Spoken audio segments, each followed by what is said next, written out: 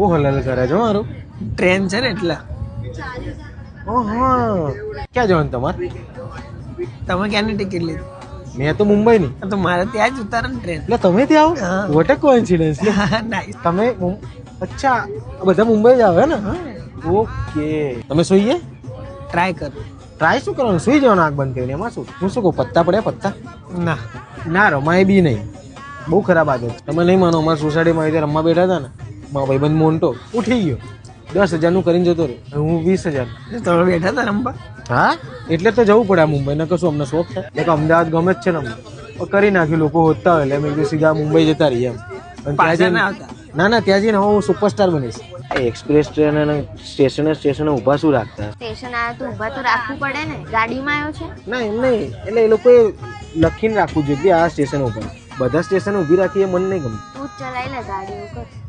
એ ચલાવવા દે આપણને.